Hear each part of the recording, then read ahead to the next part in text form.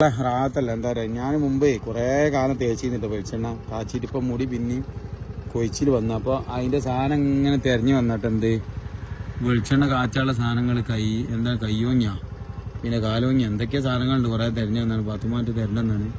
അപ്പം ഇങ്ങനെ പാടത്ത് പോയിട്ട് ഇങ്ങനെ ശേഖരിക്കണം നമുക്ക്. അപ്പം എന്താ പറയുക ഞങ്ങളോട് ഞാൻ പറഞ്ഞു നമ്മൾ മാത്രം ഉപയോഗിക്കേണ്ടത് പറ്റുന്നുണ്ടെങ്കിൽ പുറത്ത് കൊടുത്തു നോക്കുക. ആവശ്യക്കാർ ആരെയും ചോദിക്കണമെങ്കിൽ എന്ത് ചെയ്യാം, നമുക്ക് പുറത്തേക്ക് കൊടുക്കാം. മുടി വെച്ചിൽ കാര്യങ്ങൾ മുടി കറക്കും, നല്ല മുടി വരും ചെയ്യും. ഞാൻ സ്ഥിരമായിട്ട് ഉപയോഗിക്കില്ല, നമ്മൾ ഈ തിരക്കിൻ്റെ ഇടയിൽ നമുക്ക് ഉപയോഗിക്കാൻ നേരം സ്ഥിരമായിട്ട് ഉപയോഗിക്കാൻ പറ്റുമോ, നല്ല സുഖമാണ്. എനിക്ക് മുമ്പ് ഞാൻ തെളിയിച്ചാണ്, എൻ്റെ പെരിയിലൊക്കെ തറവാട്ടിനൊക്കെ പറയുന്നത് നല്ല മുടി വന്നിരുന്നത്. പിന്നെ ഞാൻ തീരെ ഉപയോഗിക്കാതായി. അപ്പോൾ എന്ത് ചെയ്യുക, നിങ്ങൾക്ക് വേണമെങ്കിൽ ഓർഡർ വേണമെങ്കിൽ വാട്സപ്പിൽ പോയിട്ടാ, നമുക്ക് ഓർഡർ ഉണ്ടെങ്കിൽ അതിനനുസരിച്ച് ഉണ്ടാക്കും.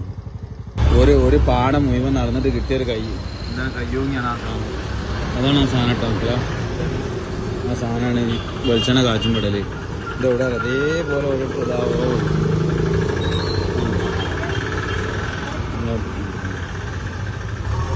സാധനമാണ്. ഇത്രയും ഇതായിട്ട് വറ്റിയിട്ട് ഇതുണ്ടാകുന്നത് നിറച്ച് സാധനം ഉണ്ടോട്ടുണ്ടോ.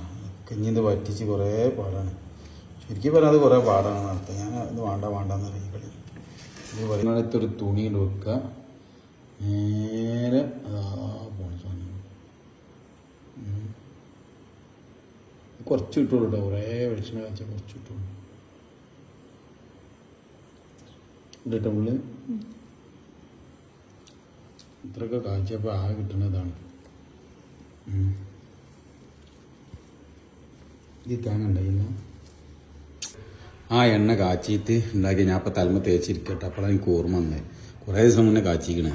ഇന്ന് വെള്ളിയാഴ്ച തന്നെ ഫ്രീ ആയി കിട്ടിയപ്പോൾ തലമ വണ്ടിയൊന്നും തേച്ച്. അപ്പോഴാണ് എനിക്ക് ഓർമ്മ വന്നിട്ട് ആ എണ്ണയാണിത്. കണ്ടാൾ നല്ല വില ഔട്ടത്. ഈ കോലത്തിലാവാൻ ഒരു സംഖ്യ ആവും ശരിക്ക്. ഇൻഷാ അല്ലാഹ്.